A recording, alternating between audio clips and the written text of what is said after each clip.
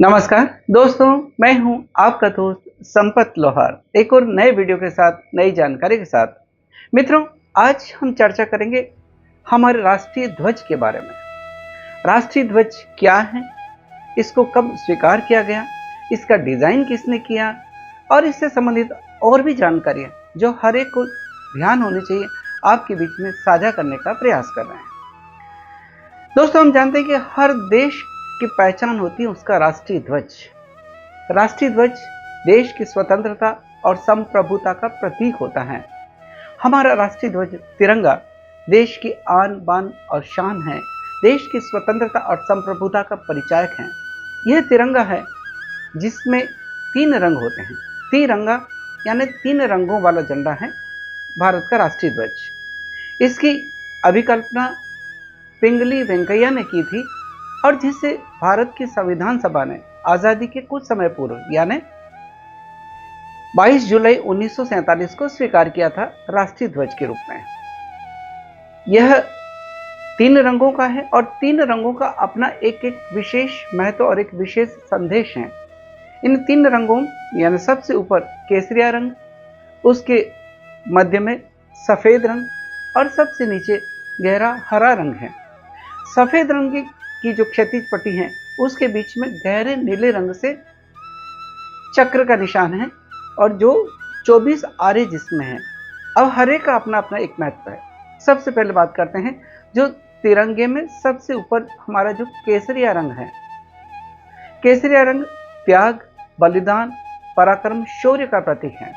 यह देश के प्रति त्याग, बलिदान और शौर्य का प्रतीक है। केसरिया रंग साहस का प्रतीक है, पराक्रम का प्रतीक है केसरिया रंग। केसरिया रंग के नीचे जो क्षैतिज पट्टी आती है सफेद रंग की, वो है सत्य, पवित्रता और शांति का परिचायक। और उससे नीचे हरे रंग, गहरा हरा रंग है जो हरियाली का प्रतीक है, जो उर्वरता का प्रतीक है, देश के विकास का प्रतीक है। वो है हरा रंग। हरा रंग हरियाली का प्रतीक है, समृद्धि का प्रतीक है। तो ये तो 3 रंग हुए हमारे तिरंगे के, केसरिया, सफेद और गहरा हरा रंग। ये जो क्षैतिज पट्टियां हैं 3 हरे रंग की।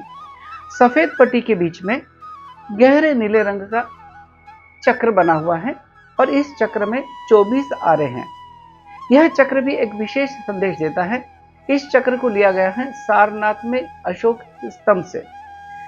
इसमें 24 आरे हैं और 24 आरे हमें यह संदेश देते हैं कि 24 घंटे यानी निरंतर प्रगतिशील भारत का परिचायक है, हर क्षण प्रगतिशील। यह धर्म चक्र का भी प्रतीक है। तो इस तरह से ये तिरंगे के 3 रंग हमें अलग अलग संदेश देते हैं। जो भारत का तिरंगा है उसके जो माप है या साइज है वो 3:2 के रूप में होता है, यानी उसकी लंबाई 3 गुना और चौड़ाई 2 गुना। 3:2 के अनुपात में यह तिरंगा हमारा बना है और तीनों पट्टियां बराबर चौड़ाई की होती हैं।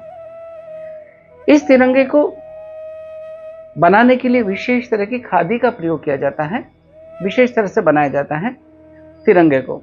और जैसा हमने बताया, तिरंगा की जो स्वीकार्यता है राष्ट्रीय ध्वज के रूप में भारतीय संविधान सभा में 22 जुलाई 1947 को किया गया था। तिरंगे से जुड़ी और भी बहुत सारी महत्वपूर्ण बातें हैं कि तिरंगे से संबंधित संहिता है, मैन्यूअल जिसको कहते हैं, कि तिरंगे से संबंधित संहिता है। तिरंगे से संबंधित बनाने के लिए भारतीय मानक ब्यूरो ने विशेष निर्दिष्टीकरण किया है कि किस तरह से तिरंगे को बनाया जाना चाहिए। इसी तरह से तिरंगे को फहराने से संबंधित भी कई सारी विशेष जानकारियां हैं जिसका हमें ध्यान रखना चाहिए। मित्रों, 1951 में भारतीय मानक ब्यूरो ने, ब्यूरो ऑफ इंडियन स्टैंडर्ड ने तिरंगे से संबंधित कुछ नियम तय किए। इसके अलावा 1968 में तिरंगे के निर्माण से संबंधित कुछ नियम दिए गए, बनाए, जो कि काफी कड़े हैं। इसके अलावा मित्रों, भारतीय ध्वज संहिता है, उसके अनुसार राष्ट्रीय ध्वज को फहराने और उसके प्रदर्शन पर विशेष नियम बनाए गए हैं। मित्रों, 2002 में भारतीय ध्वज संहिता में कुछ संशोधन किया गया। आजादी के कई वर्षों बाद इस ध्वज संहिता के संशोधन के अनुसार कोई भी नागरिक अपने घरों पर, अपने कार्यालयों पर, अपने फैक्ट्री पर राष्ट्रीय ध्वज फहरा सकता है किसी भी दिन, राष्ट्रीय दिवस के दिन या और किसी भी दिन, लेकिन ध्वज संहिता का पालन करते हुए। भारतीय ध्वज संहिता 2002 में जो संशोधित की गई है उसके 3 भाग हैं। पहला भाग राष्ट्रीय ध्वज से संबंधित सामान्य परिचय देता है। दूसरा भाग जो भारतीय ध्वज संहिता का है वो उसमें यह बताता है कि कोई भी निजी क्षेत्र में शैक्षिक संगठन, स्वैच्छिक संगठन जो राष्ट्रीय ध्वज के प्रदर्शन से संबंधित जानकारी है, उनके द्वारा प्रदर्शन से संबंधित जानकारी है। और तीसरा जो भाग है वो दिखाता है कि केंद्र सरकार, राज्य सरकार या उससे संबंधित अभिकरणों द्वारा ध्वज के प्रदर्शन से संबंधित जानकारी है। तो ये एक संक्षिप्त जानकारी थी जो हमारे राष्ट्रीय ध्वज से संबंधित थी, और ध्वज संहिता का हर नागरिक को पालन करना चाहिए, क्योंकि हमारा तिरंगा हमारे देश की आन बान शान का प्रतीक है। हमारा तिरंगा देश की राष्ट्रीय एकता का परिचायक है। यह हमारा राष्ट्रीय स्वतंत्रता और संप्रभुता का परिचायक है। इससे हर कीमत पर हमें तिरंगे की आन बान और शान की रक्षा करनी चाहिए। और तिरंगे पर, इसी तिरंगे पर न जाने कितने ही वीर बलिदान हो गए देश की संप्रभुता के लिए, देश की स्वतंत्रता के लिए। तो ये थी तिरंगे से संबंधित जानकारी, जो संक्षिप्त जानकारी हमने संकलित करी, आपके बीच में साझा करने का प्रयास किया।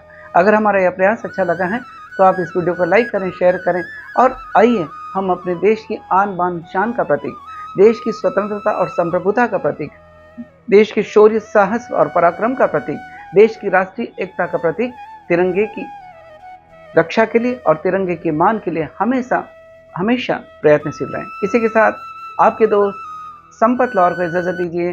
जय हिंद, जय भारत।